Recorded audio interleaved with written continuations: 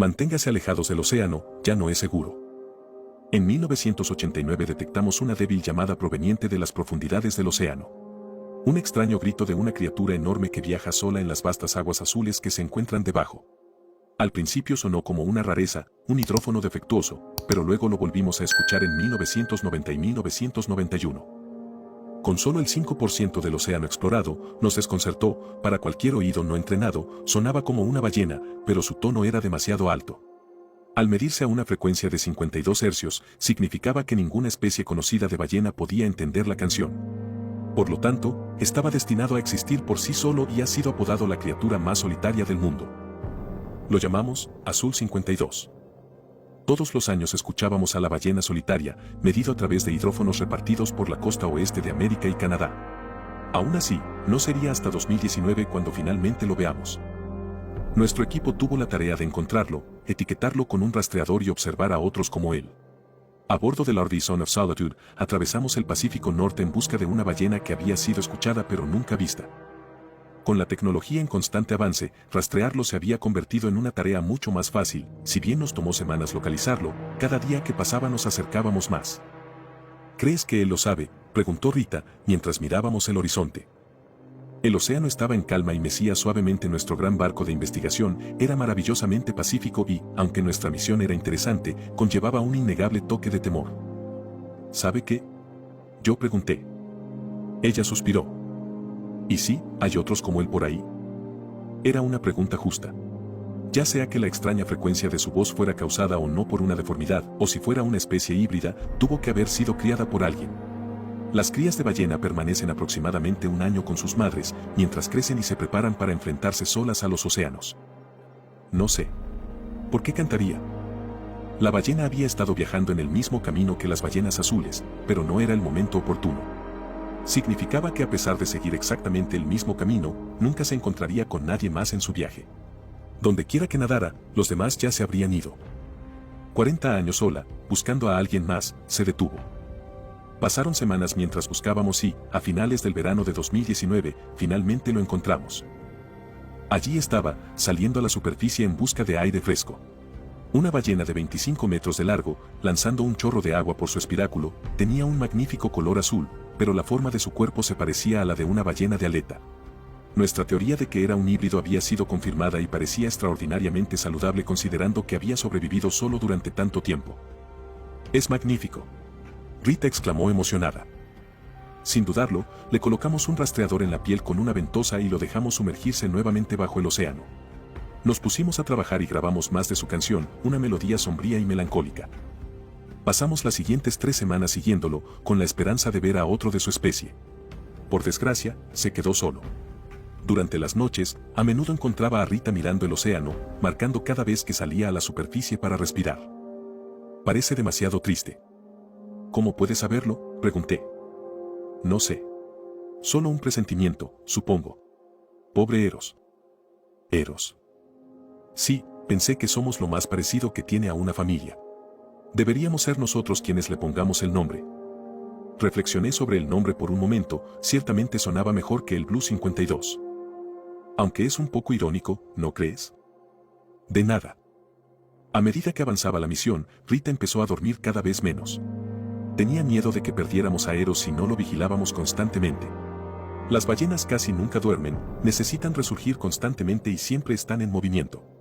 De todos los mamíferos, tienen las menores necesidades de sueño. Llevábamos 2 meses de misión cuando me despertaron sacudidos en medio de la noche.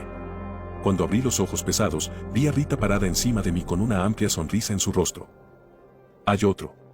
Otra ballena», ella gritó. Corrimos a la sala de control, donde estaba el capitán Banks, con los ojos fijos en un nuevo conjunto de frecuencias. Efectivamente, había 2 fuentes de sonido distintas, pero similares, provenientes de unos 300 metros más abajo. Lo sabía que Eros no estaba solo. De repente, nuestro trabajo deprimente se había convertido en uno lleno de alegría. Si hubiera 2, podríamos asumir con alta probabilidad que habría más. De hecho, podríamos haber sido testigos del comienzo de una nueva subespecie de ballena. Fue un hermoso momento para contemplar. ¿Estás seguro de que no es solo un mal funcionamiento?, preguntó uno de los miembros de la tripulación.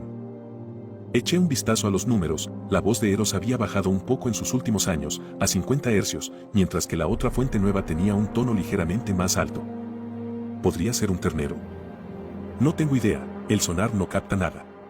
Necesitamos acercarnos más. Esperamos hasta la mañana e intentamos acercarnos a Eros. Según las lecturas del sonar, había una criatura aproximadamente 2 veces más grande que nuestra ballena, nadando a unos miles de pies bajo la superficie. Incluso para una ballena, era enorme. Pasó aproximadamente 1 hora y finalmente vimos a Eros saliendo a tomar aire. A pesar de rastrear a 2 seres distintos, solo uno de ellos logró salir a la superficie. ¿Ves algo? Yo pregunté. No, no va a surgir. ¿Estamos seguros de que es una ballena? ¿Qué más podría ser? No lo sé, pero ni siquiera las ballenas pueden contener la respiración para siempre. Discutimos la posibilidad de una especie completamente nueva, pero antes de que pudiéramos siquiera alertar a nuestros superiores en el continente, escuchamos algo más. Era una tercera canción. Luego se detectó un cuarto, un quinto y, en poco tiempo, se detectó un grupo completo de estas criaturas. Eran enormes, mucho más grandes que cualquier criatura conocida que ocupara el océano. Fue un descubrimiento aterrador, pero intrigante. Nos ordenaron que enviáramos un dron sumergible para tener una vista real de los seres. Controlé la máquina, mientras descendía rápidamente 1000 pies, contuvimos la respiración mientras la luz del sol daba paso a la oscuridad del océano. En poco tiempo, estaríamos justo encima de los animales no identificados. ¿Dónde diablos están?, preguntó el capitán Banks. Allí vi algo. Era Eros, que se sumergía para seguir al dron. Pareció entender que el dispositivo nos pertenecía y comenzó a guiarnos hacia las otras criaturas. Seguimos a Eros más abajo. 2000 pies bajo la superficie, antes de que finalmente los encontráramos. Al principio, todo lo que vimos fueron orbes amarillos brillantes colgando en la oscuridad. Luego, vimos las verdaderas monstruosidades que habíamos descubierto. No son ballenas, jadeó Rita. Parecían trozos de carne de color verde brillante, moviéndose arriba y abajo como medusas en el agua. Tenían cuerpos enormes cubiertos de ampollas brillantes.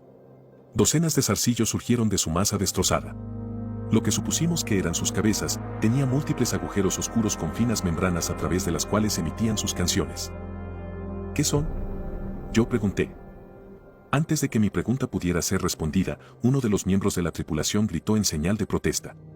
Todo lo que escuchamos fue un chapoteo, cuando alguien cayó al agua. Espera, no, él gritó. ¿Qué pasó?, preguntó el capitán Banks. Simón, él simplemente echó un ancla y saltó del barco. Abrimos los ojos en una búsqueda desesperada del marinero perdido, pero hacía mucho que se había ido. Llame al continente y cuéntales lo que pasó, ordenó el capitán Banks. Vuelve a levantar el dron, es hora de partir.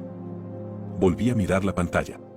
La cámara se había apagado y habíamos perdido contacto con el dron. Sin dudarlo decidimos poner rumbo a la costa. Las imágenes servirían como documentación suficiente de nuestro descubrimiento. Aún estábamos a días de llegar a tierra, pero no nos quedaba otra opción. Llegó la noche y nos sumió en una oscuridad abrumadora. Nada más que 1.000.000 de estrellas arriba para mantenernos iluminados durante la noche. A pesar de su belleza, significaban el inmenso tamaño del vacío que nos rodea. ¿Qué crees que acabamos de ver?, le pregunté al capitán.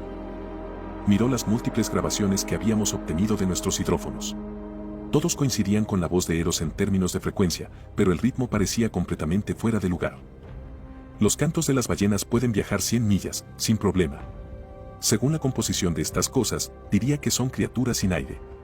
Sugeriría que provienen de las mismas profundidades del océano debajo de nosotros, pero no puedo asegurarlo. ¿Crees que Eros los alertó con su voz?, él asintió. ¿Por qué, si no se aventurarían tan arriba? Nuestra conversación fue interrumpida por el sonido de un ancla moviéndose en cubierta. Salimos corriendo y encontramos a Rita parada en el borde, mirando con nostalgia el océano que había debajo.